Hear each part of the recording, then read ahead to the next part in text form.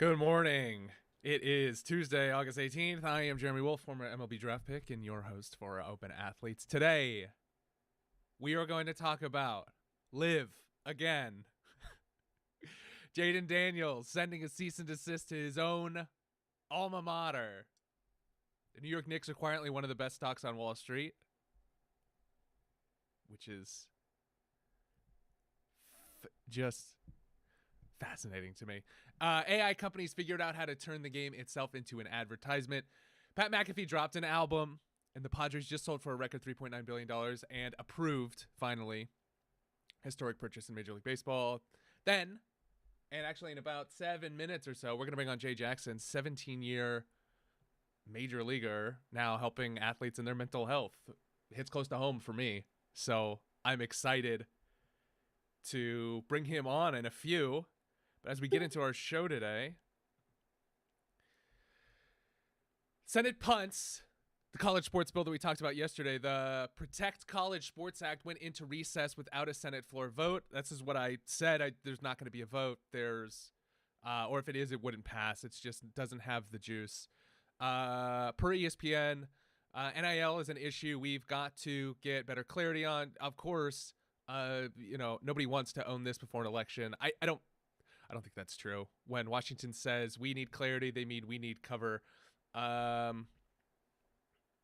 We talked a lot about NIL yesterday, what it means, what the athletes should do, how the athletes should collectively bargain, how the athletes should get together and represent themselves. Unorganized athletes get legislated around. I've seen this myself. Organized athletes get legislated with. Athletes, I hold firm that that the athletes can do more to protect themselves and others for the current state and the future generations. It's just, nobody knows where to start with that. So, come on, I'll help you. Just let me know. Why is the bill not going to the Senate floor? I just think it's full of fluff, and nobody wants to vote on it, and it's just like pushing it down the line, and it's just not going to go. It just doesn't have the juice to even get a vote in the Senate. And so if it did, it would be catastrophically bad. And luckily it's not. And so I would like to see more of people fighting to create a better system. And of course, this is incredibly difficult. And the referees in place are not in a position to police it the way that it should be. And we're in this same loop that we have been with college athletics in the NCAA for decades now. And now it's reached a more formidable level, but it's still nowhere close to where it should be. The College Sports Commission released its July NIL deals. Per Business of College Sports, the clearinghouse is now the referee on what counts as a real endorsement. A referee nobody voted for is still a referee. I mentioned learn its rule book, but the rules are, fast and loose, and nobody voted for the referee. And from everything I can tell, the referees are just the conferences themselves. And so it should be an independent body to protecting and supporting the rights of athletes. And because it's not, athletes have the ability to collectively gather, and they're not. And so there's missing pieces here. And I think I would love to see more. And I'm not. And that's on them. But I would love to help. And I think Open Athletes is in a position to help and support, and to provide a level of guidance that is sorely lacking. And if there is organizations currently fighting for this, I would love to see them do more publicly and do more within communities to support, like I did with More Than Baseball, like our team did 2018 to 2022, and form the Minor League Baseball Players Association. I don't know how more clear I can be that that's the model that you need to have here if you want to protect any athletes in a very long-term and serious way. Whew. Okay, August 18th. Start off hot. Pickleball gets robot umps. Owl AI now powers Major League Pickleball's first automated line calling system. The strike zone is becoming software. Who owns the software owns the argument. Yeah, okay, Owl AI, sure. And then Major League Pickleball. Okay, what do you want from me? I'm just reading the news. Yeah, I'll watch it on ESPN to 12. I don't know. It's early. Leave me alone. The money keeps buying the game. Per National Law Review's roundup, a Bezos and Savrin group took a piece of Liverpool and Apollo, put $2.6 billion into the Yankees. The funds want in. When PE buys the team, ask who they plan to sell it to next. Private equity is moving more into sports, as we've discussed. LSU, but not into ownership per se, but in accordance with sport organizations. Private equity is saying, well, we can make our money here, so we might as well do it more. If the model works, does it mean it's good for sport? What do you think? The purity of sport was gone a long time ago. But what we can learn from these things is that we're in a position to identify where trends are. Sports is first. The things happening in AI, the things happening in law or music. Here's what I'm trying to say. Music is usually first to the what's happening next in technology game. Sports is also right there. What's happening next in the where's money gonna go game, or where is money being sent to if there were to be an economic downturn? Where are the opportunities like for growth in an area where not much is growing in the economy right now, rather than yes, it number go up, but with all of these AI companies and systems, it's unclear whether or not that can sustain itself. And so where can smart money go? Into sports, because there's no economic downturn in sports, as we have seen with the numbers that we have reported on this week. LIV ends its season early. Per NBC and AP, LIV Golf is ending its 2026 season a week early and canceling the Michigan Team Championship, crowning the team title near Indianapolis instead. Leagues that are winning do not shorten their own seasons. Why were they shortening their seasons if they have a mystery investor? Things are not good over in LIV land. Things are not good over in LIV land. Let's bring on Jay Jackson. If we can find the link. Join meeting.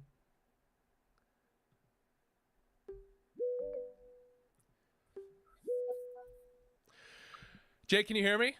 Yeah, I can hear you just great. Can you hear me? I'm good. How are you? It's really nice to meet you. Nice to meet you as well. See, for our viewers at home, you are live now. I told you, we pop people in, Fine. go off the cuff. So our listeners are like, oh, great. We're moving around. We're chugging along.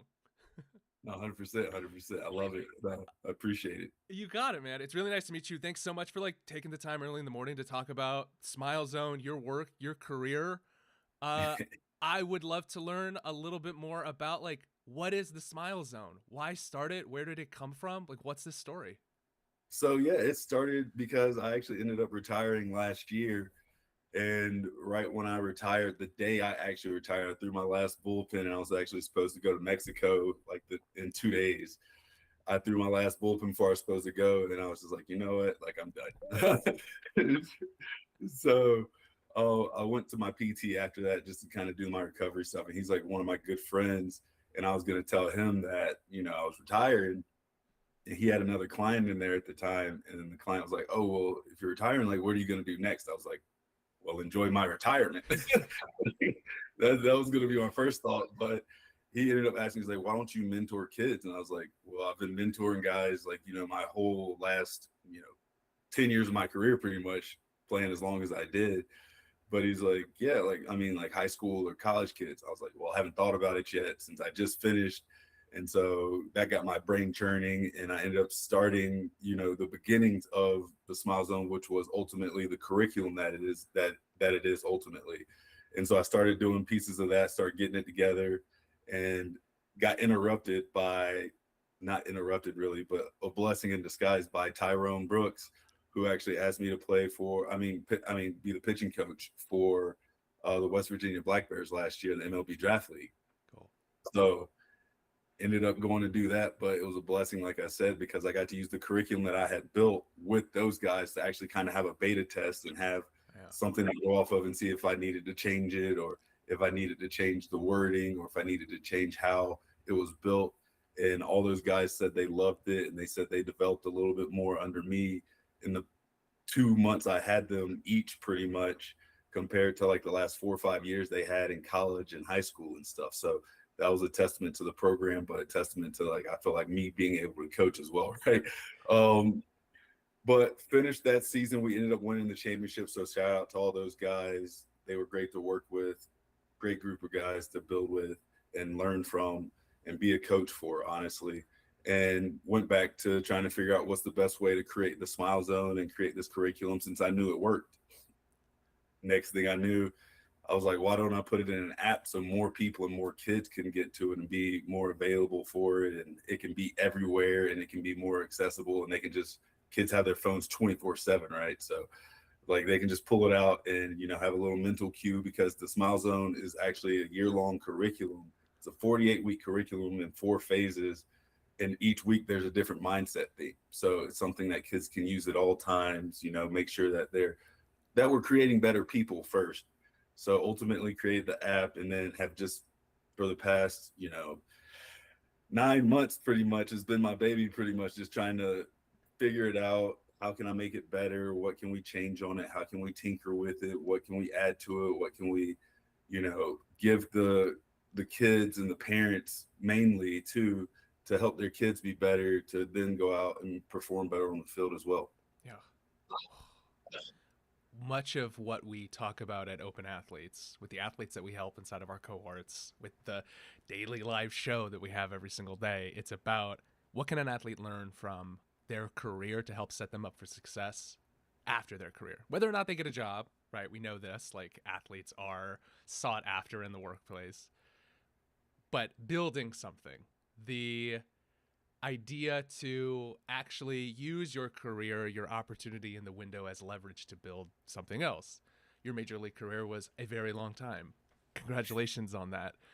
The first question I have for you is, and I ask a lot of my friends this that I have the opportunity to like connect with and have this like conversation with, is when did you know that your mind or your body was like, I want to take a step outside of focusing on my career every single day? And it could have been early on. Could have been like year 4. You're like, man, I love this other stuff and I get to be a baseball player and do these other things. But for you, was it 15 years of baseball and then you're like, my shoulder's a little tight. Okay, like what's next, and play another couple years?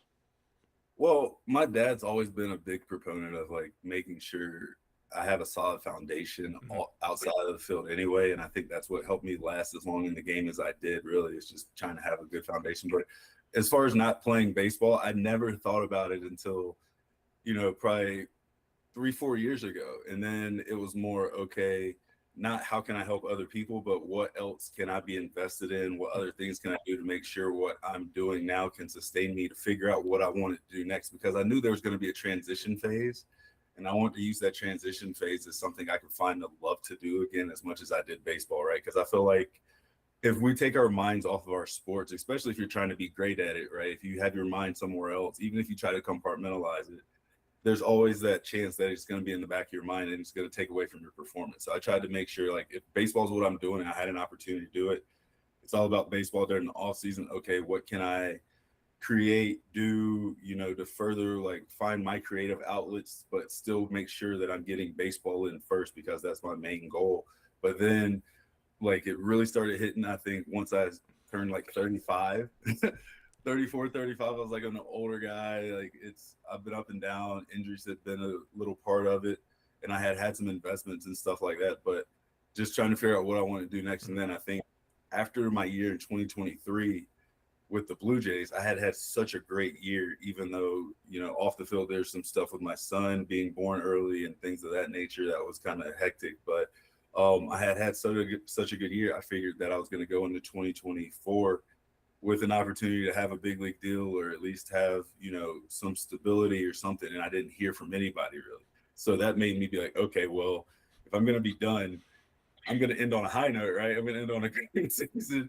And so I started thinking about what can I do next. I started talking to some business guys, and I ended up finding a mentor named Matt Zapala and talked to him for a little bit. And he's like, okay, what do you want to do? And I was like, I don't know yet. Like, I'm trying to figure that out. Like, I want to ultimately be creative and tell my story, but I'm trying to figure out the best way to do that because I don't really like talking about myself, right? I think as baseball players, we're one of the sports that we keep a little bit more low key than most others, right? So we don't like talking about ourselves. So I was like, I don't really know what to do. And he's like, well, you should write a book. And I was like, well, I don't want to write a biography yet, because I was like, what if I do end up playing again? I don't want to write about baseball and then I go play again. Now I got to start adding more stuff to it, even though that could have been cool. But I was like, I'd rather just wait till it's completely done. I can tell the full story. He's like, well, what do other people know you for, and what are you good at? And I was like, well, people know me for being happy and being positive and smiling. And I ended up authoring a book. It's called 9 Innings to Living Your Best Life. Achieve success when you smile. And that's kind of the basis of the curriculum that I ultimately built. So just that's when I really started thinking about it. It's 2023. Like after that season, also, like I said, with my son being born early and spending time at home and being a father, I was like, okay, I want to make sure I'm here for him too. So let me kind of start tapping into figuring out what's going to be next on this bucket list. Yeah. In my career, I played 2 years with the Mets, got injured, got released, played 3 years of like European baseball, qualified for the Olympics. My career was like this. And I knew early on, man, something's got to give. I got to do something else, or I'm not going to be here a long time. I could just see the writing on the wall. And one of the steps that I took was I started a company in mental health as well. And we were trying to, it's like your story resonates with me because I'm like, okay, what is the thing that I see every single day that I know that athletes can improve on? And what I thought of, this was 2019, 2020, was that the lack of infrastructure supporting organizations to prepare their athletes and prepare their coaches for anything related to mental health was staggering. Even though there was a mental performance coach in each dugout, it's not enough. In your thinking about building a curriculum, working with athletes, speaking with organizations, really doing your research to see, is this worth the time and energy? What have you found in sport mental health that has surprised you? Just that, well, now especially, you lack so many guys and mentors that have been there in our sport, especially in our sport. It's more guys that are more numbers driven, that have, they're good at Rapsodo or good at TrackMan. They played high school or college, right? Yeah. But none of these guys have really played at the level that they're coaching at. And so that's what I've seen in our sport. And I think it's trickling into other sports now too. But I think because like these front offices are so business minded, they're trying to do the right thing, right? Find out the numbers, make it more entertaining. But as far as like putting people around the guys who have actually been there to help them go through this, especially in the minors, to develop these guys, they lack that. They just worry about the numbers and how fast can these guys get there when they don't understand the process and what's actually happening in professional baseball, right? Even in college baseball, independent baseball, you see it, like these guys go through so much. We went through so much to get there.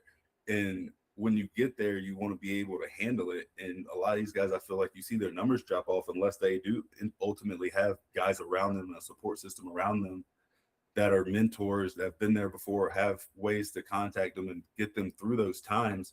They sustain success. I think that's why you see such a high turnover. And I think it goes to the support system of friends and family close to them, but the organization also only like figuring out like, okay, these numbers need to be there. They're good at this, but then they don't understand the outlying circumstances and putting who they need to around them to help them develop that. I think in the mental health space, that's key. I think me getting to where I got to, and I bet for you too, you had a lot of coaches that had played the game for a number of years, like to help you be like, okay, this is what I'm really going through. And they could be like, okay, well, this, and this, because I have been there before. So that's kind of what I'm building through this, is the mentorship part of it. Is when kids sign up for and buy the curriculum, they get access to a premium chat and more actual monthly calls where it's going to be more professional baseball players that are going to be in there, because all the guys that are working with me as other mentors are all former professional baseball players as well, which is, I tell people that's really rare to have more than 2 guys in the same space that are former baseball players, because there's only so many of us in the first place. To have us all in the same space and give advice and then work with other kids and be able to give that guidance. Because if you have a guy that's all about the numbers that hasn't been there before, we can just take that and bridge the gap now, instead of it being, we're trying to compete with these guys as well. But also in the premium space, you get access to people that I've been talking to personally over the past few months that do NIL deals, are more therapists that, have done other things, that we're just building a big supportive community again to help these kids, if they want to be professionals, understand the game and get to the highest level and not ever have a ceiling on that. But also, we know 95% of these kids possibly won't make it to that level, right? But we want to make sure that they don't leave the game with a negative connotation. We want to make sure that they have a great foundation, that they're good people. So whatever they take with it, like we were talking about earlier, whatever lessons that we can give them and provide for them through this, that they take it to whatever they do next and they're successful and happy and positive. That's just been like the whole motto that I'm trying to give back to, is just being more positive, right? There's too much negativity, I feel like, going on in the world today, that we need to build more positive people, and it's harder to be positive. So if you have people around you that can kind of help start that snowball, then I think you can be more successful and more positive yourself. What is something you learned in your career that you would want to share with a younger Jay Jackson that would have helped him year 3 or even prior to like getting into the league? Like, what is it that you look back now and say, man, I wish I knew this? Or in my view, I was like, okay, I got to how far I knew my body and ultimately my mind could take me. And I think I maxed out. I think I knew everything. I think I not knew everything, but I think I like got to where I could ultimately get to. Is there anything that you look back on your career, you're like, man, I wish I told my younger self that? I think I tell myself this all the time, and I started doing it later in life because I had a moment in my life that kind of changed everything for me with it, was just to enjoy every moment of it. Mm-hmm. Because we get there and we let the politics and all the other stuff and the behind the scenes stuff, right, get to us, and it ends up making us real negative. And so we forget why we're actually playing the game again. And so for me, it was just like, okay, enjoy the game, enjoy the moment, because then whatever else happens, you can live with. And so I started being able to do that. And it was just being able to take everything more positive. And I think that's what ended up happening, is I was able to do that. And I had more guys and more success on the places I've been. I had a lot of success early in the career anyway, but I started letting, again, the politics and negativity and different stuff, affect who I ultimately was. And so that changed who I was. And I tell myself just to continue trying to be yourself, because you'll lose yourself in it a lot of times just because of everything that's going on. And like I said, when you have things that, like I said, coaches that are in front offices, not to discredit any of them, because I see some of them are trying to change and be better with it. But when you have them all worried about the numbers and the entertainment and the bottom lines, then you lose that focus, right? Like, because kids can just start worrying about the numbers and not worrying about why they played the game. And that's when I think you see baseball being where it's at right now, where guys are hitting 220 and 230 and making, $100 million and stuff, right? And that's no credit. There's no disservice to them. But back in the day, like, guys were still hitting 300, pitchers were still having good ERAs. And it was because they were playing the right type of baseball. Because if you put yourself in the right situations, your numbers obviously get better. And I think that we've lost that kind of sense because of, again, the people that are supporting us and around us and developing us, instead of, kind of worrying about the game and enjoying it and just doing the right things. That's right. This has been a tremendous amount of fun. See, 15 minutes. I told you we would pop in and pop out. Where can people find you? I'm on Instagram on Jaxland58, JAXLAND58.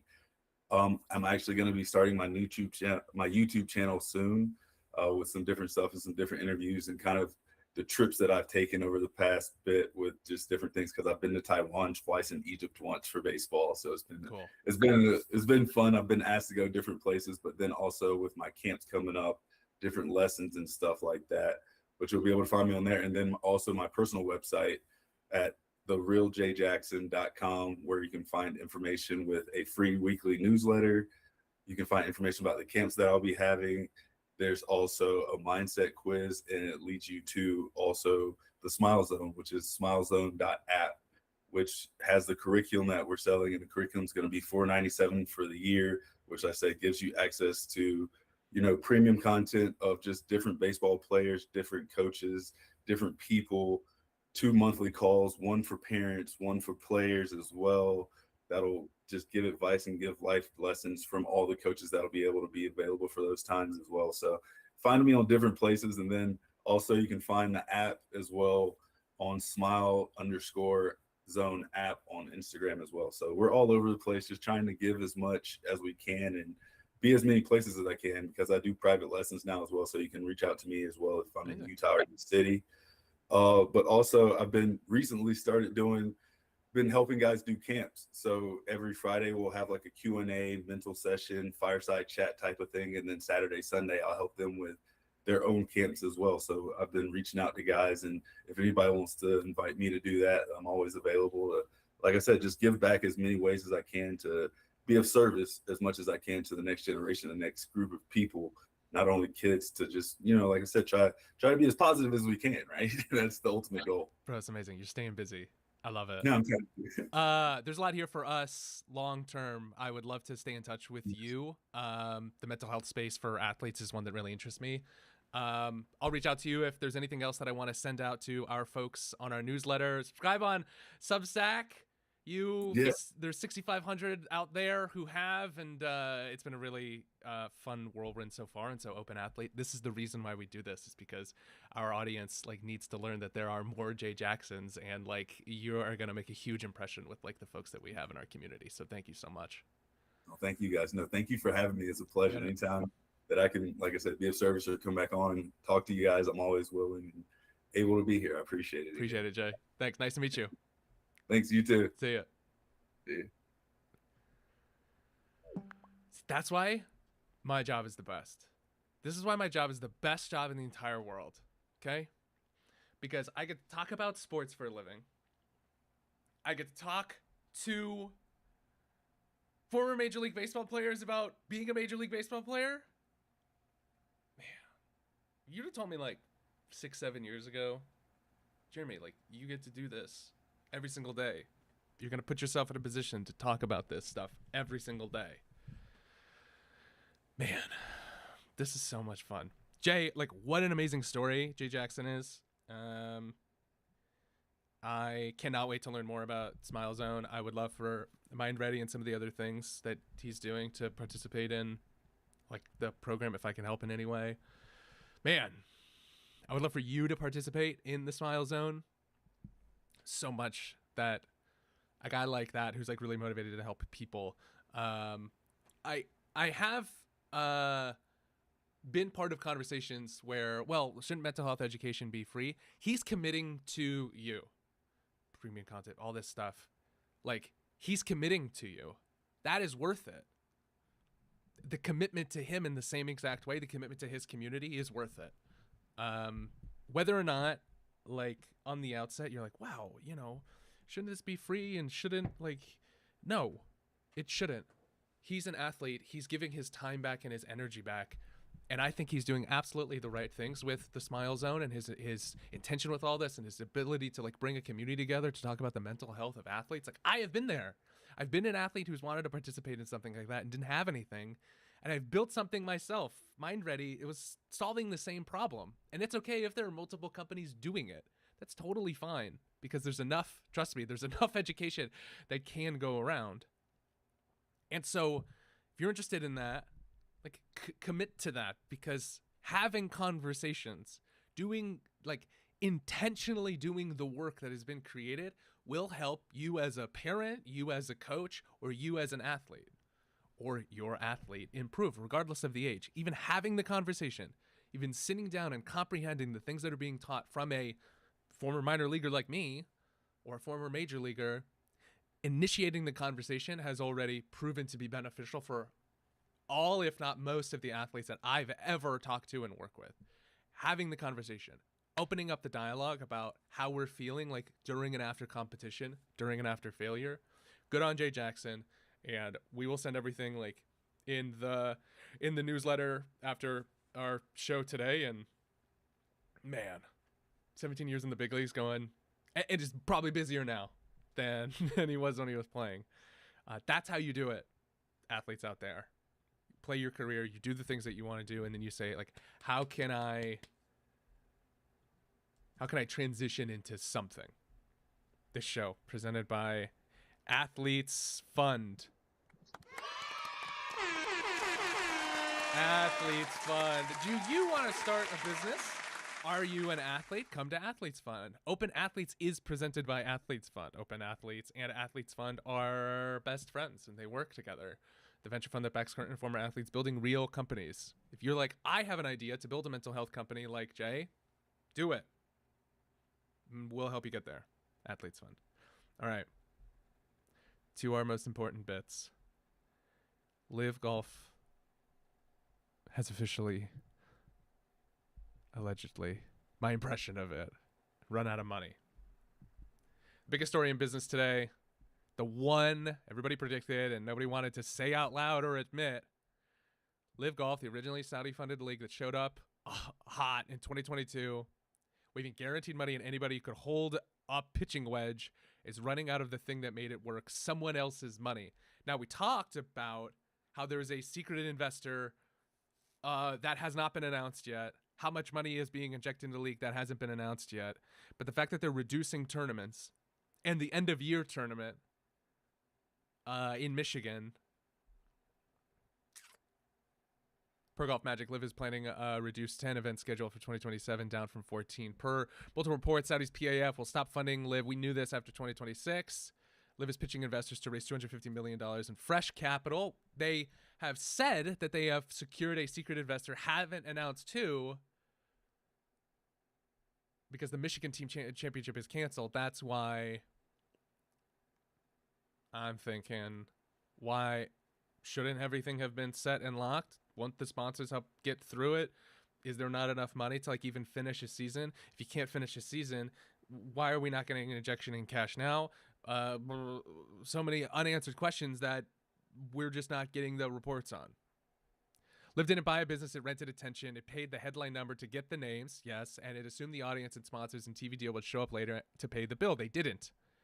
Now the fund is doing what every backer does when returns don't come, asking the thing to stand on its own, and it can't. Every deal has two numbers, the headline they announce and the truth that shows up 2 years later. LIV was a headline. People are going to see like a clip of the stuff before, and I could be wrong, right? Like, I'm reading the reports, I'm putting the data together, I'm watching what I can watch. This is the information that's out there. We know that they're not going to have a full season like they initially intended. We know the Saudi PIF is not going to back it. We think, we haven't heard who, that there's going to be an injection of cash from a multiple or a series of investors. We thought over the last couple of years that LIV and PGA would merge. Maybe the race works and LIV survives. Maybe they aren't as bloated. Maybe it's a smarter business if they're leaner. They're going to lose the stars. Koepka's gone.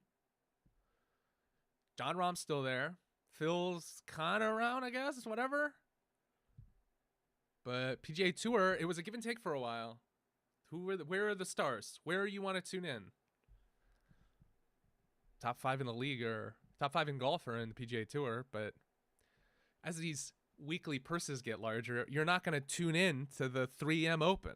You're not going to tune in to the New Orleans Open. I mean, if you're a serious golf fan, sure. Or if you want to take a nap on a Sunday afternoon, because there's nothing better than a golf nap. Golf is all about majors. To their detriment. They have set it up this way. Tennis has set it up that way too. The players can make money and the leagues can make money. And sure, because there's so many tournaments and there's so many matches and yeah. But much like Major League Baseball, there's 162 games a season. You're not going to tune in every single day. Much like a golf season, it's 9 months a year, and you're not going to tune in every single weekend. You're going to watch when it matters the most, the playoffs and the majors. Every sport is bloated with so much competition because they're with more surface area for owning a day or a weekend. The more eyeballs, the bigger the check, the bigger the purses. Sure, these weekend tournaments, yeah, I mean, that's what makes like professional golf, right? For the athletes. For the more than casual fan or for the casual fan of golf, it's 4 weekends a year. So for them, they don't really care. They don't care that there's a LIV. They're not going to turn on whatever channel it's on. Is it still live on YouTube like it was a couple years ago? Why is it not? It used to be on Is it live on Hulu? Like, where is it live? Do more to entice me to participate or watch.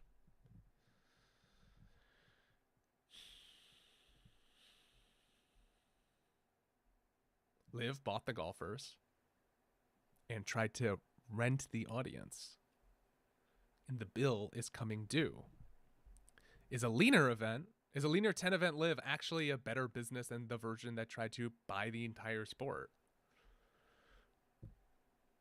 If you have the right people in place, if you have the right golfers, if you have the right entertainment value. But LIV has lost its juice, its momentum. Because when Koepka leaves, is Dustin Johnson still around? Is he still drawing eyeballs? Do people tune into it like they do? Like what are the streaming numbers on it?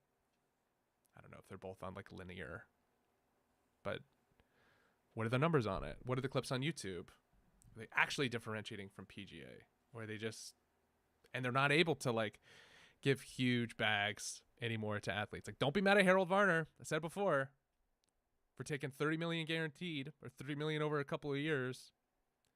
He had an opportunity to like set himself up for success and like didn't have to compete for that and make cuts for that. Yeah, PGA Tour is changing their rules, but we'll see what happens over the next couple of years, as we say for everything, because this stuff is just, we're reading chapters in very, very long stories. And so this chapter is LIV has officially cut tournaments and shrunk their schedule and naming the fact that they have investors and they haven't announced who. So where is the money?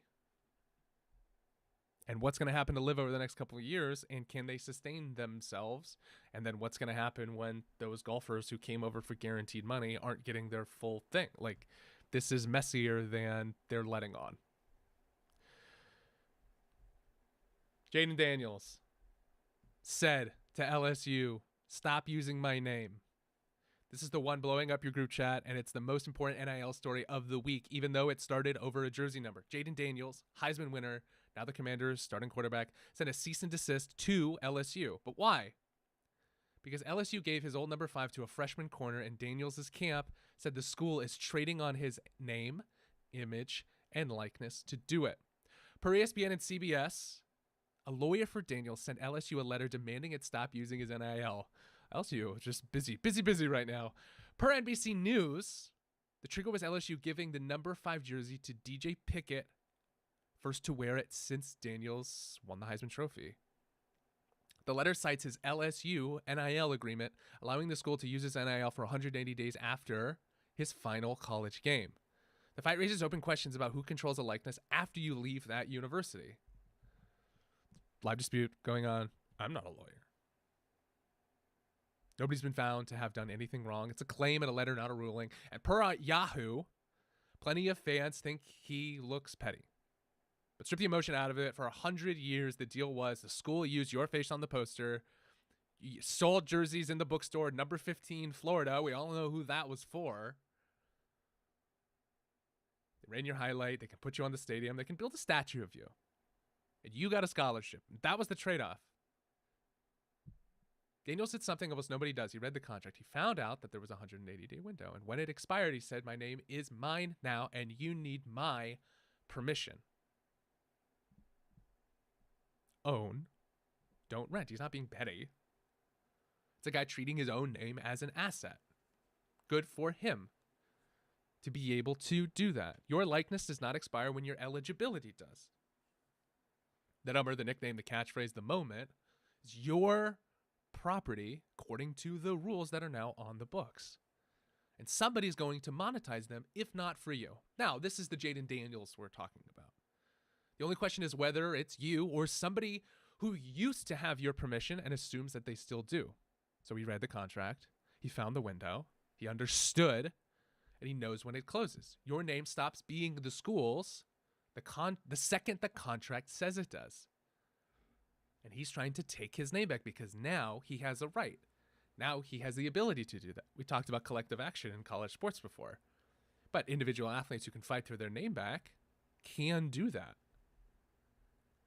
That means protecting everybody? No. Much of what we talk about in college sports is for the Jaden Danielses, who make a lot of money from NIL, who win the Heisman, who can transfer from school to school, can do all of those things that the top echelon college athletes can do. However, athletes are now taking advantage of the fact that they can fight back, and they should be able to. Good for them for understanding their rights, their ability to do those things. An attorney representing Washington Commanders quarterback Jaden Daniels has informed LSU that it can no longer use his name, image, and likeness, according to an August 5th letter sent to Tigers athletic director Verge Osprey. Honestly, if you were to say, like, what is that LSU's athletic director's name, I'd be like, oh, something like Verge Osprey, a copy of which was obtained by ESPN on Wednesday. At the center of the dispute, according to a statement from Daniels, the spokesperson to ESPN, is that the Tigers are allowing sophomore quarterback DJ Pickett to wear the number 5 jersey that Daniels wore when he became LSU's third Heisman Trophy winner in 2023. While Daniels' jersey hasn't been retired by the Tigers, it's the first time a player has worn number 5 since he left the program for the NFL in 2023. The Daniels family is deeply disappointed and feels profoundly disrespected by LSU's decision to give Jaden's number to another player. Statement, but why? Jaden and his family had every reason to believe that his number would remain a meaningful part of LSU's legacy and would be honored and protected the recognition, but it wasn't retired. Pickett wore number 3 during his first season with the Tigers in 2025, and he was named freshman All-American. He led at LSU, but it wasn't retired. Pickett was wearing number 5 when the Tigers opened preseason practice last week, leading to questions about why first-year LSU coach Lane Kiffin had allowed the jersey swap to happen. But it wasn't retired.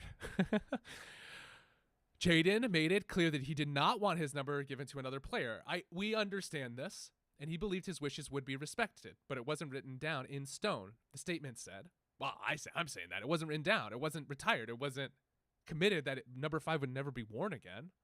The statement said his Heisman Trophy winning season and everything it accomplished on and off the field cemented his place in LSU history. Sure, to see his number given to another player is incredibly disappointing and feels like a failure to honor the significance of what Jaden accomplished at LSU. The number 9 jersey that Cincinnati Bengals quarterback Joe Burrow used at LSU hasn't been worn since 2019. Whoa. When he won the Heisman Trophy and led to that's why. Kiffin told reporters August 5th that Pickett had been promised he could wear number 5 when he signed with the Tigers in December 2024. Pickett had worn that number as a high school star in Zafirellis, Florida, where he was number 2 cornerback in the class of 2025. Jaden Daniels. Maybe he was told in passing that number 5 wasn't going to be used. Just like Joe Burrow's number 9 hasn't been used. Joe Burrow's number 9 hasn't been touched in 7 years, but Jaden Daniels' has. But I don't see how LSU's infringing on his likeness by letting somebody else wear a number. That's the claim, though, because nobody else has worn Joe Burrow's.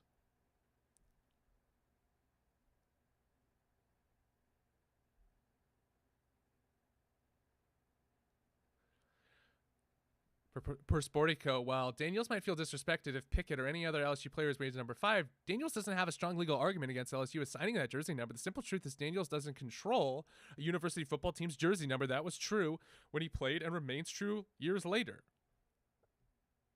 LSU's jersey numbers and other apparel and equipment belong to LSU. Daniels is also not yet eligible under LSU's rules to have his jersey retired, as the school has a 5-year waiting period listed on one of its criteria for jersey retirement. Daniels last played in 2023. Even if Daniels' jersey is retired, LSU has another relevant policy that might pose a problem. A policy in effect since 2007 says retired numbers, with the exception of 1959 Heisman winner Billy Cannon's number 20, can still be used by current LSU players with the consent of the coach. In other words, even if LSU had retired number 5 for Daniels, it could still assign it to Pickett or another player. A couple of years ago, Stephon Diggs was traded to the Houston Texans and paid Texans safety Jimmy Ward $100,000 so he could wear jersey number 1. That transaction didn't mean Ward sold number 1 to Diggs, since the number belonged to the Texans. Instead, the players figured out a resolution where Diggs, having been traded to the Texans, wanted the number he wore, number 1, to swap the jersey number with him. Pickett doesn't want to give it up because it was the number he was promised by LSU and has worn that number his whole life, except for last year. He was number 3. To that end, perhaps Daniel Pickett could devise a contractual agreement whereby Daniels, who signed a 4-year, $37.8 million contract with the Commanders, can compensate Pickett to relinquish the number 5. Yeah. Daniels' letter also raises a legal question of whether LSU can use his NIL. The letter reportedly said Daniels' NIL arrangement with LSU called for the school to be able to use his NIL for up to 180 days after his final game. That has passed, certainly, which occurred in November 2023. It's not known if Daniels tried to enforce that alleged contractual provision before the letter sent on August 5th.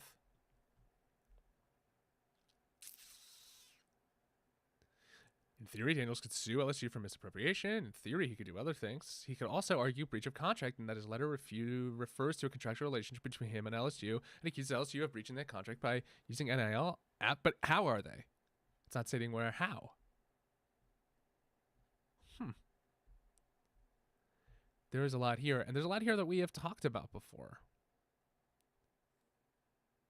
If Daniels does decide to litigate the matter, other forms of college stars who were disenchanted by the alma mater for one reason or another could similarly try to stop their schools from using NIL, but the legal arguments for that pursuit would face heavy resistance and would irreparably strain the relationship between athlete and school. It's already strained. Very interesting.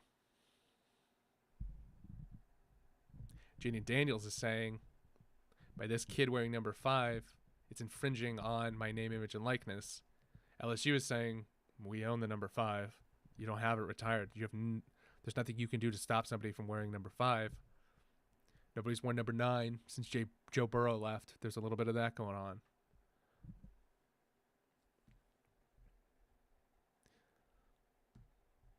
I think this stops here. I don't think there's going to be a reason to... I think this is a total nothing burger because there's nothing that Jaden Daniels can do. If you're Jaden Daniels' lawyer, come on the show and talk about like why you are sending a cease and desist for a number 5. They're not putting Daniels on the back of the jersey. The only thing that Daniels can claim is that wearing the number 5, but he's not associated with the number 5 in LSU. He's associated with LSU, and they're not using him and his likeness to sell season tickets or advertising. Maybe they are, and I haven't seen it.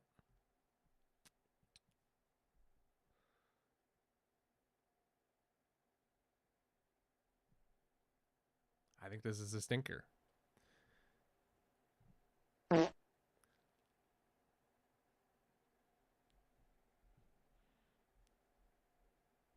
show is many things. One of them is as presented by Marvelous. Marvelous, the all-in-one platform, helping health insurance agencies take action, provide a better experience to their employees. Yay! Yay!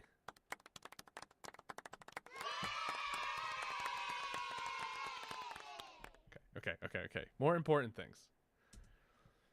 Madison Square Garden sports up 100% in 12 months.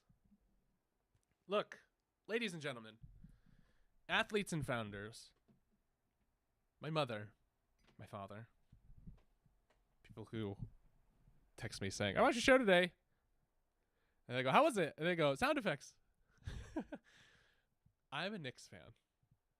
And in my lifetime, I never thought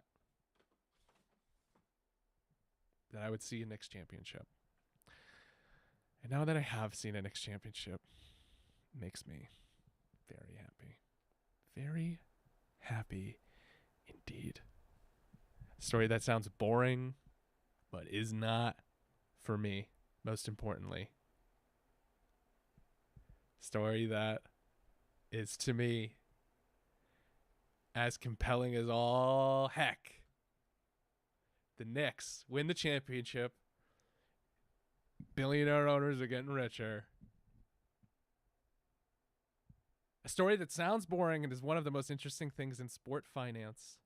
You can buy a piece of the Knicks on the stock market. The ticker is Madison Square Garden Sports Corp. They own a bunch of different entities, including Madison Square Garden, the venue that Taylor Swift had the wedding with whoever she married, some athlete. And, I don't know, Travis Kelce, come on the show. I'd love to have you. And the Knicks, and a couple other things. Over the last 12 months, the stock has doubled. Not gone down in value, folks, because sports franchises don't do that anymore, or ever have. Per Huddle Up, Madison Square Garden Sports is up 100% over the last year, beating the S&P 500. That's a big kicker, right? We're saying, oh, just put your money in the market. Billionaire owners can say, I can buy a sports team because sports team franchise values and revenue beats the S&P 500. Per Huddle Up, Knicks posted $182 million in playoff-related revenue last season. $182 million in playoff-related revenue last season, about $20 million per home game. The publicly traded Atlanta Braves trade below Sportico's private valuation, meaning the market gives you the real estate almost for free. So why does one sports stock double while another trades at a discount? Because the market is finally pricing what athletes always undervalue: scarcity. There are 30 NBA teams. There will never be 31 in Manhattan. The Knicks just won their first title in 53 years. Every fund, terrified of its own AI exposure, wants something real to park money in. That is entertainment. It is sport, but it is entertainment, and it is an entertainment stock. The athlete lesson is the opposite of what you'd think. Most public sports stocks are bad investment. The Braves kind of prove it. They spent a lot of money to build the stadium, to build the network. It's undervalued at this point. Are they going to be delisted eventually? Maybe not. They're the only major league team on the stock market, I believe. Doesn't mean that they're maybe they're in need maybe they're in need of liquid. Yeah, maybe. I would love to learn more. But the Knicks are up because the market decided that scarcity beats quarterly noise. You are the Knicks as an athlete, not the Braves. There's one of you. Your window, your audience, your access, fixed supply. It'll never be bigger than it is right now because your window might end. Stop pricing yourself like a stock that has to justify itself every 90 days.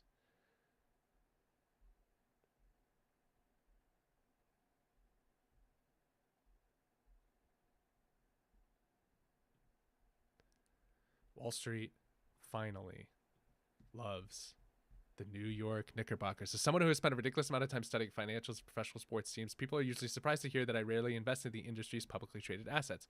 Of course, there are a few good publicly traded stocks. The parent company of UFC and WWE, TKO, is up 75% over the last 2 years. That beats the S&P 500, doesn't it? But then you have a team like the Atlanta Braves, which currently trades a market cap of $3.6 billion. Given that Sportico values the team at $4.1 billion by itself, that means shareholders of the publicly traded company essentially giving the team's real estate for free, an asset that has been privately valued at more than $1.3 billion. This is exactly why sports teams stay private. Some leagues don't even allow teams to go public.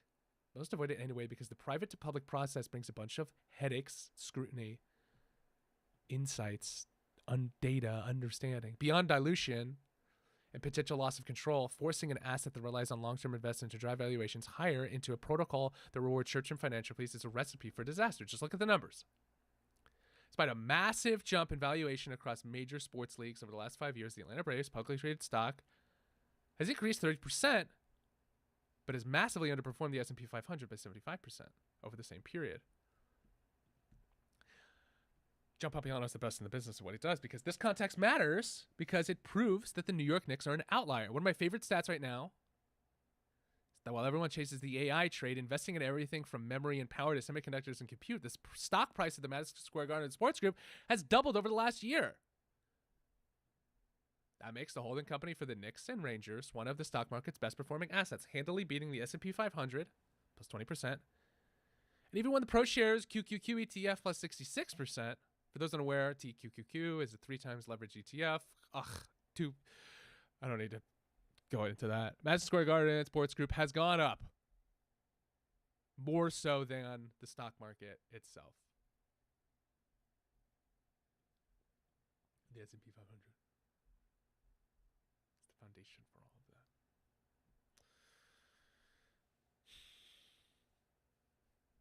that. This is not, I'm not investing in, I just put my money and then I just let it sit and live there.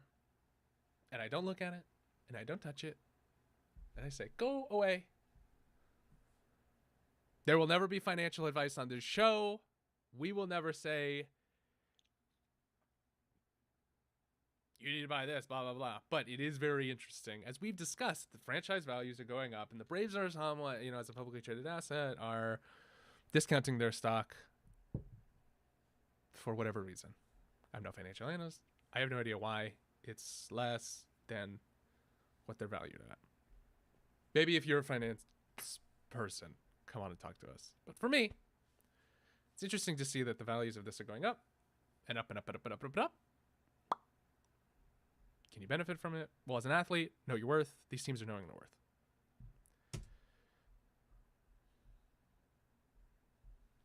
AI turns the game into ad inventory. Good, obviously. The game is the demo now. The Tuesday tech story, and quietly the biggest shift in how sponsorship money moves I've seen in years. For decades, a tech company sponsored a sport the lazy way. A logo on the boards, a suite, a name on the stat graphic. This commercial presented by the era is ending. Now, the technology is the sponsorship. At the 2026 World Cup, Lenovo deployed 25,000 devices and 350 engineers across 600 sites as FIFA's tech partner. Per John Wall Street, Microsoft rolled out 2,500 Copilot PCs. I lose track of all. Who is Copilot? Who is this? PCs across all 32 NFL clubs, plus an Azure AI scouting assistant at the Combine. Forward deployed engineering job postings grew 800%. Wow, how do we like forward deploy here? Airdos, forward deploy. Forward deploy engineer. If you want to implement AI in your thing and not have it suck, have it be human focused to help your people superpower, airdos.sh. In 2025, job postings grew 800% in 2025. OpenAI stood up a deployment company capitalized at over $4 billion. The pitch, the seller can point at the screen and say, that call is our technology. Lenovo isn't paying to be near the World Cup. It's running the World Cup technology in front of billions of impressions. So every CEO watching thinks they can run that. They can run my company. The association to the World Cup is worth the investment. The game, the advertising game, stopped being the billboard and became the demo. They're not advertising the product. They're deploying it where you can watch it work in real time. Lenovo ran 25,000 devices at the World Cup 2026. This is the truth number version of sponsorship. The old logo deal was the headline. This is the version that converts into buyers. So what does a laptop company's World Cup participation have to do with you? Well, everything. Stop telling people you're good. Let them watch it work. Let them watch you work. The athlete who posts, I'm a great leader, bought a logo. How can you run a demo? The athlete who runs a real camp, ships a real product, builds in public, is the live demo. The live demo is the only ad that ever sold anything. Don't advertise that you're good. Deploy where people can watch you work. Our guest today, Jay Jackson, does exactly that. Puts his money where his mouth is. He's on the field with the kids. He's working with parents. He's working with people directly. And he's coming on these shows and having these conversations in the way that makes sense. You want to buy Jay Jackson. If you're able to spend money enough to get close to the World Cup, you're going to have the eyeballs. And can they see a return on this investment? Does it even matter? Are they impacting the game? Are they making the athletes better? We're going to see more of this. Sort of like Windows tablets are on the sideline to NFL games. It's the same thing. Pat McAfee drops an album. The Diary of a Polarizing Figure. Is that what it's called? Yeah, okay.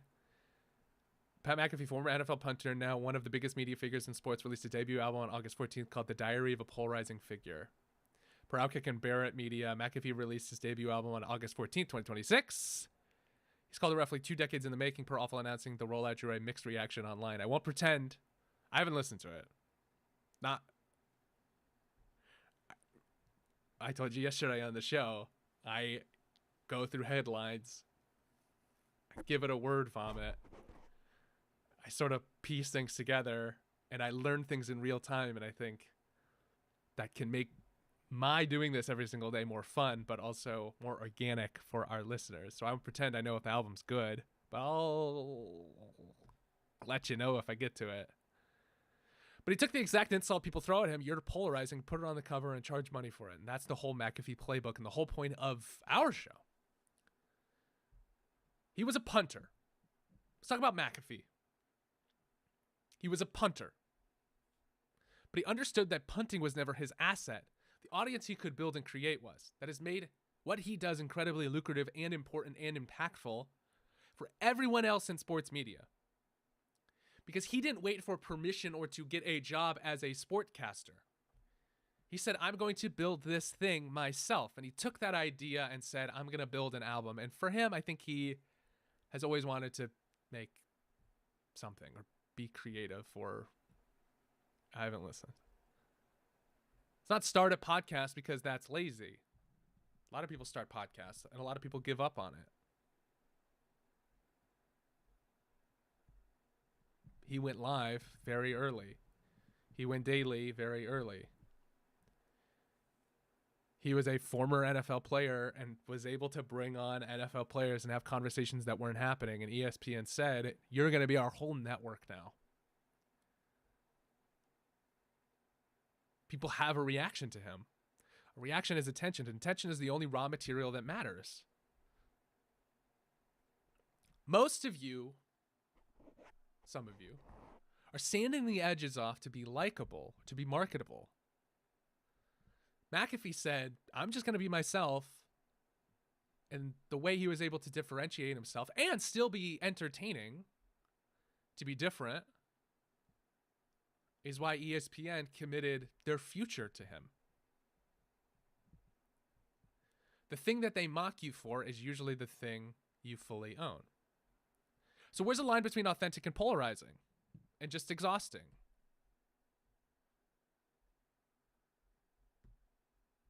I'm not going to release an album.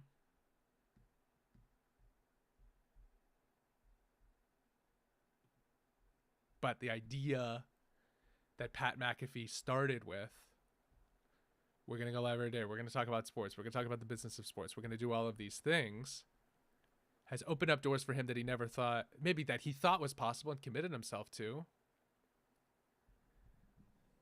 But name another punter.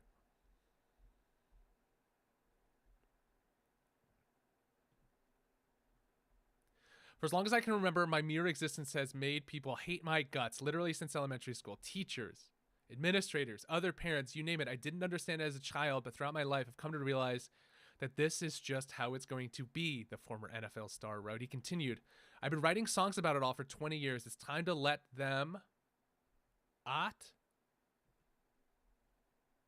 sure that's a thing that he does on his show. There's a lot of headlines and narratives about me. If I was to die, I'd like my kids to know exactly who and what their dad is. The diary of a polarizing figure with incredible assistance from @Ernest and many other insanely talented musicians in Nashville. My words have come to life and I'm very proud of what we put together. Okay. Sure, why not? Pat McAfee announced release of upcoming album, The Diary of a Polarizing Figure. He's built a platform. And it's one of those things that I've always wanted to do, a live daily show talking about the business of sports and the intersection of technology, politics, sport, and as a microcosm of society. Pat McAfee was like, well, I got this. I might as well, and I like writing music or playing music. Make an album. Maybe it's going to be really good. Maybe it's not. Athletes have made albums before.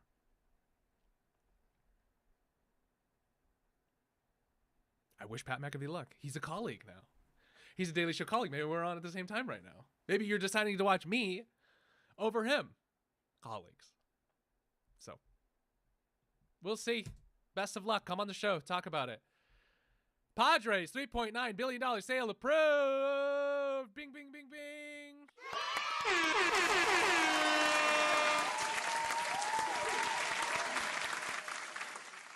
We told you the Padres are being sold. On Monday, MLB owners unanimously approved the sale, breaking a record and making history. Owners unanimously approved the Padres sale valued at $3.9 billion per Sportico. That shatters the record for an MLB sale, topping Steve Cohen's $2.42 billion purchase of my New York Mets, purchased in 2022. Jose Feliciano is the control person, and Kwanzaa Jones becomes the first black majority owner in Major League Baseball history. Approval is contingent on the deal's closing, expected in the weeks ahead. Two things are true at once. One, a real milestone, the first black majority owner in Major League Baseball history in a league that took until 2026 to get there. Say it plainly and celebrate it. Yes, amazing. Two, $3.9 billion for a mid-market team tells you the ownership box is now sealed shut for regular billionaires. For your heavily leveraged 100 millionaires. San Diego Padres are the only show in town. They spend like a big market team, but they play like a mid-market team.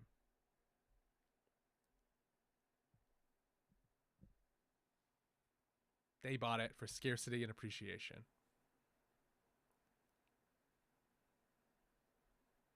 The ownership game cracked open at the bottom while it sealed shut at the top. Franchises are so expensive, owners take minority partners, 10K and 50K checks from people whose real value is the distribution. You don't need to buy the Padres. You need to be the athlete a Kwanzaa Jones wants on the cap table. Let me repeat that. You need to be the athlete a Kwanzaa Jones wants in the cap table because you bring the audience they can't buy. You will never buy a team. I hope you do. I hope you're somebody who can. Come on the show. I will never buy a team. Maybe. I want to. I want to own a professional sports team, okay? But you can't own a piece of the floor. Kind of like LeBron does. Kind of like Tom Brady does. More so Tom Brady. Is the $3.9 billion price tag good for the sport or the start of a major problem? It's fine. Major League Baseball wants to be more valued. So if somebody can overpay, that's good for the league. Because they want money to move in. Absolutely. Wouldn't you? If you're another owner and you're like, wow, they overspent. That means if I sell the team, they're going to overspend on me because I own something that's incredibly important for this city, this community, as an asset. The price shatters the record that Steve Cohen paid. You can say now, Steve Cohen underpaid. If the Mets were on the market today, it would go for more than what the San Diego Padres were purchased for.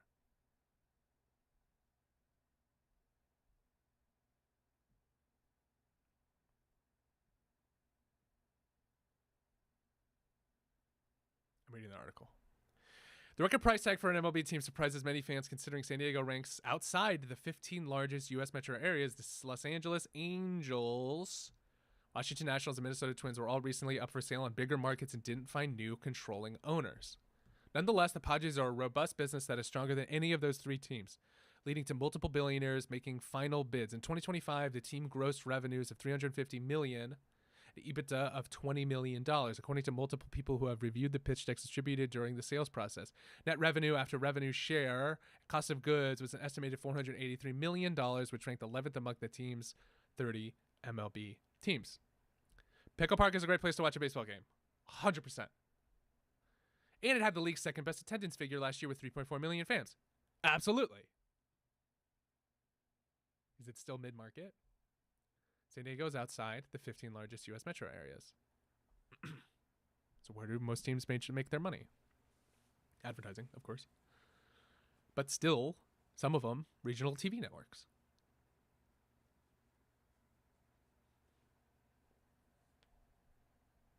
So yes, they are a mid-market team because of where they are in terms of the city itself. However, they spend like a big market team because they have the ability to, because they have the second best attendance figure in Major League Baseball. Competing with the Yankees, the Red Sox, the Cubs, the Dodgers. They were second. Fan enthusiasm has persisted even as ticket prices rose more than 50% since 2022. The club now caps season tickets at more than 25,000 and has sold out of them for 4 straight years, with a waiting list for an undisclosed number of fans. The stadium was set to host more than 150 non-MLB events this year, including Ed Sheeran, as well as concerts, Gallagher Square at Petco Park. Feliciano, who co-founded Clear Lake Capital with Baydad Egbali in 2006, has become a prominent sports investor in the last few years. Clear Lake provided a large portion of the funding for the $3.6 billion purchase of English soccer giant Chelsea in 2022, and now has more than $90 billion under management. Feliciano, who was close to buying a minority stake with the NFL's LA Chargers 2 years ago and was among those bid unsuccessfully for the Denver Broncos in 2022. MLB rules restrict private equity ownership to 30% of a franchise. Feliciano said Jones and him are funding the individual stake from their personal wealth. Why the Padres are selling is very interesting. Amid a legal battle between family members of the late owner Peter Seidler, who died in 2023, Seidler's widow, Sheil Kumar Seidler, sued his brothers Bob and Matt in Texas probate court, alleging that they breached their fiduciary duties as trustees of Peter's trust. One of the trust's main assets was the Padres family business. February court ruling revealed that Sheil had dismissed most of her original claims. The former Padres ownership group included at least 10 people or entities and bought the team in 2012, for $800 million. The largest stake of roughly 24% was held by Seidler's trust, with Sheil and her 3 children the beneficiaries. Padres are on track for their 5th straight winning season. It would be a first for the franchise since they started playing in 1969. They've been to 1 World Series. They've never won a World Series. They are in the 15th most popular city in the country. They have the 2nd most tickets sold fans per year. As an investment on the whole, would you say they oversold? Like, is it more expensive than it should be? Maybe. Maybe not. Exclusivity. They get revenue from tickets and other things. They're in San Diego, which is an appealing market. It is a mid-market in terms of like the population sizes of cities. Phoenix is a mid-market team. But if the Mets were to go back on the market right now, would they be worth $3.69 billion or more? $3.9 billion, like the Padres, or more. The Mets on the market right now would be worth 4+. That's just because they're in New York. But maybe not. Come on the show. Talk about it. Man, I love this job.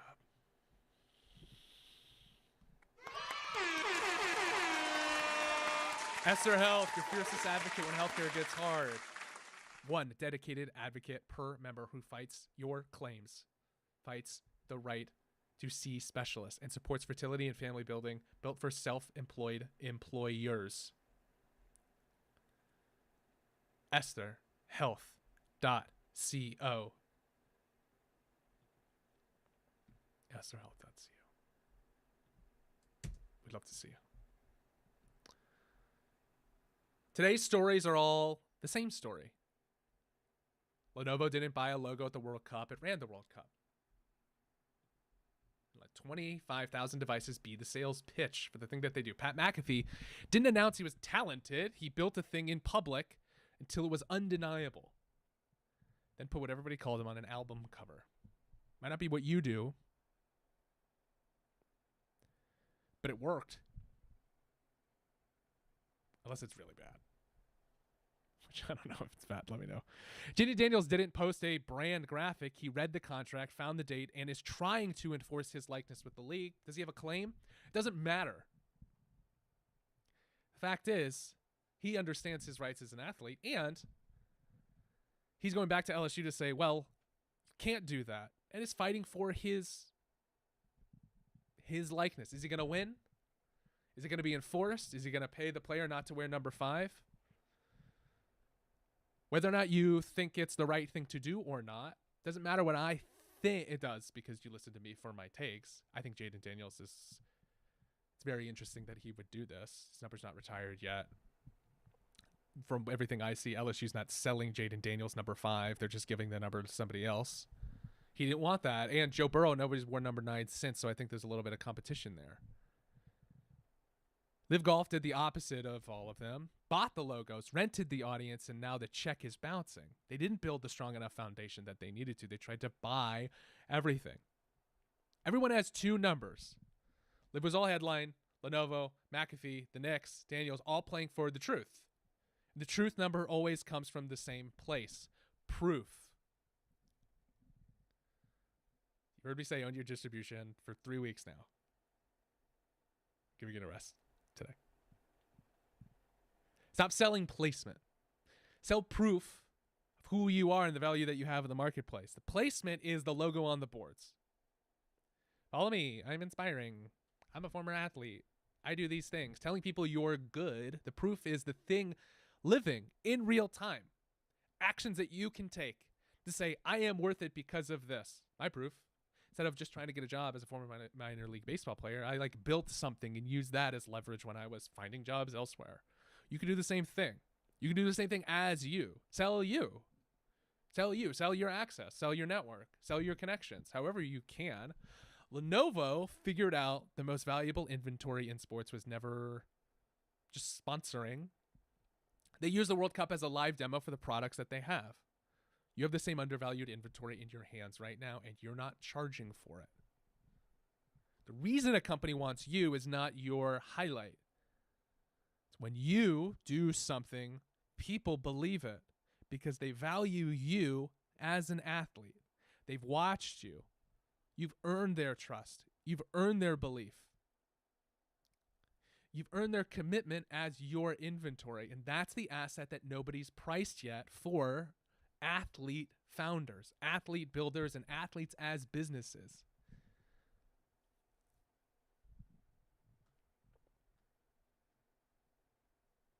When I ran More Than Baseball, I used Jeremy, the former minor league baseball player, former MLB draft pick, to get in the room with people. I use former MLB draft pick on all of the social media description things because I know that that little thing, the association to that thing, gives the thing that I do scarcity. From everything I can tell, I'm the only MLB draft pick, former MLB draft pick, that goes live every single day on Substack, Twitch, YouTube, wherever, to talk about the business of sports and to interview former professional athletes what they're building inside and outside of sports, and to interview founders who are building in sports, who are using sports. Our job is the amalgamation, I could not spell it if you asked me, of all of the things that sport does. Sport is a microcosm of society. Sport tells us what's coming next in society. Sport tells us what has happened in society. All of this AI conversation, all of the advertising, all of where's the money moving. You can learn from these things from sport as an example. Not everybody has proof yet. Correct. First year minor leaguer, sure. Me, barely. But maybe I got you to tune in because I said MLB draft pick, right? And that's what I am. That's what I was. Identity is very much what we're going to talk about a lot of the time in here. But if you can leverage the thing that you're doing, I'm exceptional at sport, into something else, then you can build in public and do something that very few are doing at a very high level. Majority of people will not make money online. Majority of people will not make millions of dollars from their name, image, and likeness. People. But of athletes, all of us have that thing that differentiates us from somebody else. So ship the ugly version of it first and build your audience and do the things that can make the thing that you do more impactful and more important, because the window is short. Today's news teaches us why it's valuable to position ourselves in the marketplace as an athlete the way that we want to be perceived. Jay Jackson said it all. He played 17 years of professional baseball. That on itself is a whole. And if it was 17 years of minor league baseball, For anybody, that's still an incredibly successful career. He was paid to play baseball for 17 years. I was paid to play baseball for kind of like 5, but more like 2 because European baseball like doesn't pay much. Okay, 2 with the New York Mets. He played for 17 years. This career is an absolute success. When I talk to people at that level and I say, "Was your career successful?" They go, "Well, I was never an all-star." You played 10 years in the big leagues. What do you mean you're never an all-star? I would kill to play 10 years in the big leagues. For me, if I were ever to say my career is not a success, it's disrespectful to everyone I played college baseball with, or high school baseball, or summer baseball with, and they never got to the minor leagues. My career was an absolute success. And if you play in college and somebody didn't get to play in college, all they wanted to do was play in college and never had an opportunity or never got on the field, it's all about perception. The perception you have about yourself and perspective, the perspective you have about your career and the worth that you have. For me, for the longest time, my worth was based on the fact that I was a former minor league baseball player and I didn't play long enough. And for guys that make the major leagues, they say, well, I'm not a Hall of Famer. If your worth is tied up to the fact that you didn't make it to the thing that you had always set out to do, you're never going to be happy when your career is over. Now, you've set the expectation. You've set the goal. I'm going to be a Hall of Fame baseball player. It's the hardest thing to do. If you set your goal as I'm going to make the major leagues and you don't, is still getting drafted and playing minor league baseball, not reaching your goal.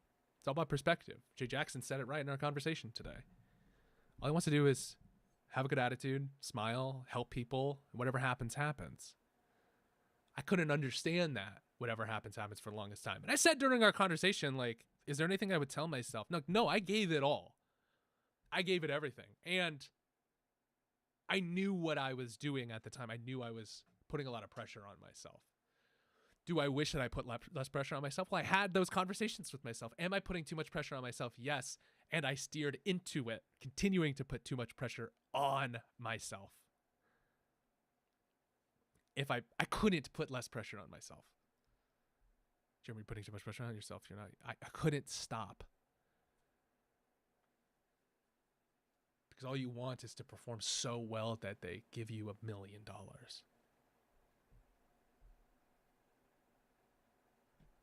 Do I wish I had said something different to myself? I wish I had. I knew I was in the window for a short amount of time. I knew all of these things I know now. I look back and I say I knew it, and my body couldn't go back and do it now. But if you were to put me in a healthy body and say, could you do it? I was so locked into the thing that I was doing that I did everything the way that I knew how to do at the time. But he's right about politics. I politic too much. Coach, I can be out there. Coach, I can do it. Talk to the front office. Who thinks that they're not playing enough? Fucking me.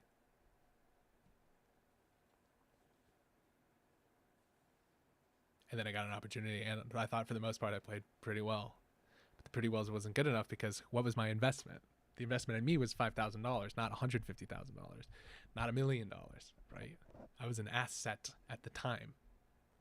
You, minor league baseball player now, you athlete now, can be an asset for the organizations that you want to partner with. You are an asset that can build an audience and have an identity on the field and off the field because now you can leverage the fact in college sports now that you are a college kicker and are doing something different and can be the Pat McAfee of whatever it is you want to be. You don't have to pay any money to be seen. This cost me $0. It cost me time and energy and focus and the willingness to be stupid and silly on the internet for so many people to comment and call me dumb, call me stupid for doing this. And I don't care about any of it because this brings me joy. Having conversations with a Jay Jackson brings me a lot of joy. This is a lot of fun. How can you set your own example for that thing that's going to give you purpose when you're done? And for Jay, it's the smile zone. For me, it's this. Pick one thing you've been telling people you're good at and do it. Do the smallest version that you possibly can. Prove to yourself that you enjoy it or move on to something that you really do want to enjoy. It doesn't have to always be content. I never watch content. I mean, of course we watch YouTube and whatever. Of course we watch TV shows. But do I hate that I'm part of like the content-y thing? You know, you gotta be to stand out now. You know, why are there so many clips? Because that's people are scrolling through clips. Clips own the internet now. Clips have swallowed the internet. Whatever's left of the internet. What people crave is authenticity. So be yourself. Find an opportunity to differentiate yourself. And the only way to do that is by being yourself. The only thing that's not flooding the marketplace is you, whatever it is that you might be. You might be like, I have an idea to start this thing. Well, you haven't done that before. And that might be the push that you need to build something. Jay was like, yeah, people have done mental health stuff before, but not me. Do I feel like I'm competing with Jay even though we both run mental health companies for athletes? Of course not. The more companies supporting athletes is better. The more former athletes starting companies is better. That's what's good about the thing that we are doing here at Open Athletes. It's because everybody has an opportunity to find that passion in something else, and then the next thing, and then the next thing, and build a community. And even if you played 17 years in professional baseball, you have an opportunity to leverage the thing that you do as a coach, as an individual, as a partner, as a friend, as a teammate, as a colleague. So all the things that I've built and that I run and that I do, because I absolutely love them. And you know what? I love my day job too. And I'm so lucky that I get to have these conversations every day about sports, about the value in sports, talking to former major leaguers about the things that they are doing inside and outside of sport, and be able to turn this off and go, okay, what do I get to build today? And all of the things that I'm doing, what takes my priority? The thing that I love doing the most, and I'm lucky enough for me, that's my day job.